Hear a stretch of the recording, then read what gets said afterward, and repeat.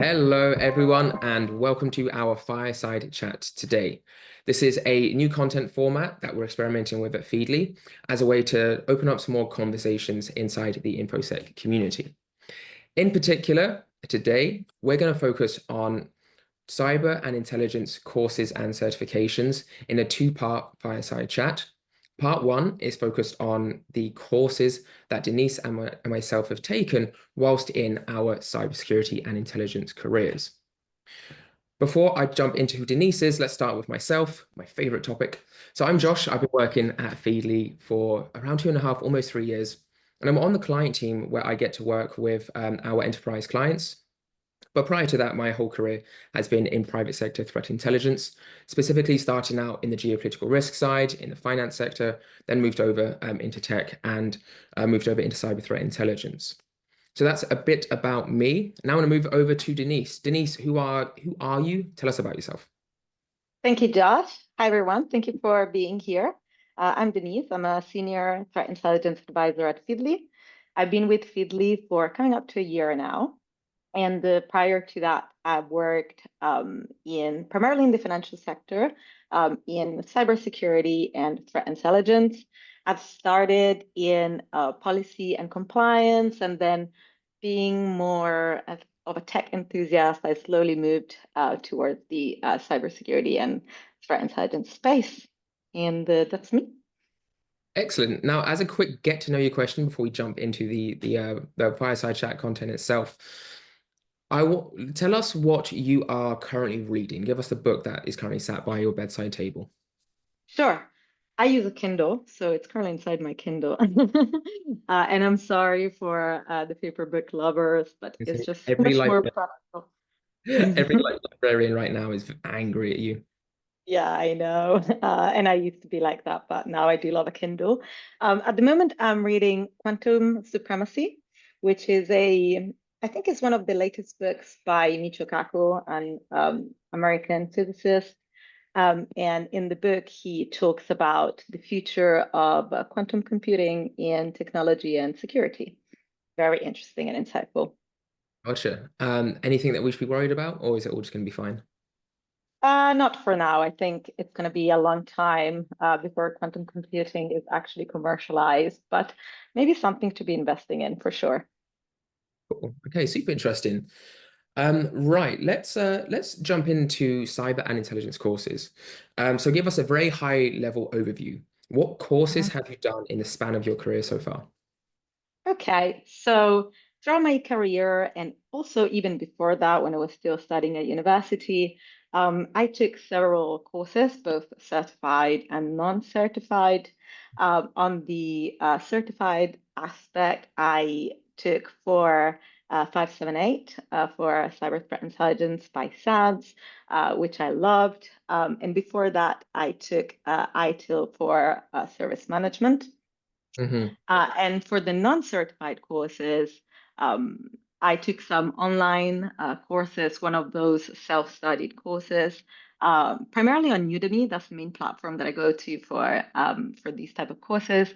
And I did some JavaScript and some Python, and also Python for ethical hacking. Okay, super interesting. Right, we've got a lot to unpack, but let's start with the SANS FOR 578 course. This is one that I did recently and I absolutely loved it. Curious to ask, did you do it in person or online? I did it in person in Rome. Oh, in Rome. Okay, very nice. So it was a great opportunity to visit Rome as well because I was living in the UK at the time. Yeah, that's a really nice location to do Mhm. it in. I did mine right near Washington, DC in Mhm. the end of January. So maybe not as glamorous as Rome. Did you do it in the summertime? I did in September, so it was still quite warm. I expect Washington, D.C. was really cold in January. Yeah, just a tad. But it wasn't. It could have been worse. But the course itself was excellent. Curious to ask you, right, what was the biggest lesson you took away from doing that course? Oh God, that's an interesting question. Um, I One of the main things that I took away was working together with the team and dividing the work involved in a process of the investigation of an attack and final attribution of the attack. with the team and having several roles and responsibilities. I found that to be very efficient. In my team at the time where I was working, I didn't have such a broad team, so it was an ideal scenario. But definitely working with the team and doing a lot of practical analysis investigation was the biggest thing I took away from it. Okay, so quick context question for those people who haven't taken the course. Why was there this like group dynamic? Like, can you give us more information about that?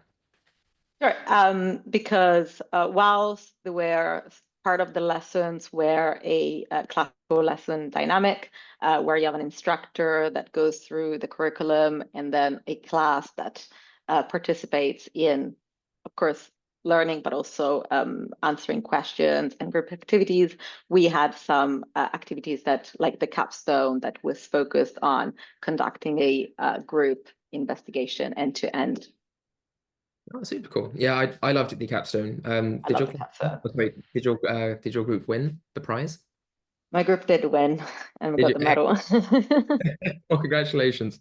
Do you have it on you? Could you show this off for us? Unfortunately, no, because I'm ashamed to say this, but I left it in my apartment in London. You don't travel all the time. I thought this was a badge of honor.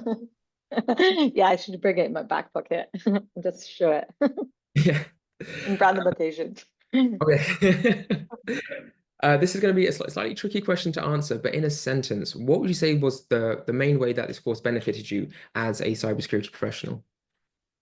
Um, I I immediately saw the impacts in my day-to-day task when coming back to the office after the course. It improved my structure, my analytical structure, really, and my approach to analysis, definitely. Okay, super cool. And then final question about this particular course. Any advice for people who are approaching the course, and advice around how they can succeed at the course and especially at the capstone project? Well, definitely follow your instructor advice because SANS courses are very well structured. And I think that following the course structure really helps in being successful at the capstone, but also eventually passing the exam if one decides to take it. Um, and that's my main advice. The great thing about SANS is that it provides all the material and knowledge in the 6 books, I think they were, that come with the course. So as long as the structure of the course is followed, and of course paying attention to class, ask a lot of questions to deep dive into a topic, you should be good. All right, excellent. Now moving on to the Python courses. Um, you mentioned Udemy. Is this the place where you took all of your Python and Python for ethical hacking courses? Yes. Okay, cool. Tell us a bit more about Udemy for people who are slightly like newer to the platform. Yeah.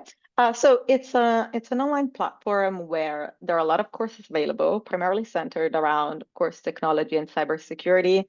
I think there are other type of courses as well around HR and ERP, if I recall correctly, but I haven't used it much for that. It's a great way to get an affordable course that can provide with a comprehensive knowledge of a topic, whether it is programming, cybersecurity, blockchain, and so on. Generally fairly cheap, and there are always courses on sales. Easy to follow. The courses are well structured and divided into short lessons. The longest lesson in a Udemy course is probably 15 minutes, and that really helps keeping your attention span in the class. And the good thing is that there is also a community chat under each course where you can ask direct questions to either the content creator or other peers that have bought the same course. So you also get that support, even though it's not live support, you also get a good support. Okay, excellent. Yeah, I remember coming across Udemy early in my career, and the relative inexpensiveness of them is super helpful, especially if you're on like a student budget or you've just graduated and you're saddled with a ton of student debt. That's a super nice time to take advantage of them. Exactly. And I want to drill down a bit more. So how is what you learned during the Python courses, how does that impact your current job? Well, actually, doing Udemy courses has really helped me throughout my career because I'm a political science graduate. And after university, I immediately moved into technology. And this was thanks to the fact that whilst I was at uni, I was also taking the Udemy courses, and it really opened my horizons on the technology and cybersecurity industry. So when I applied for my first job, the fact that I had the programming knowledge, Python programming, Python for ethical hacking, and JavaScript knowledge really helped me landing that initial job.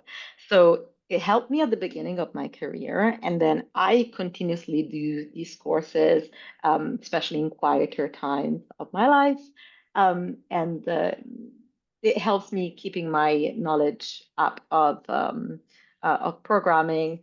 Even now in my current role, I do, as you know, I do a lot of scripting for my clients, and having that knowledge from the courses and always being able to go back, ask questions, has proven really helpful.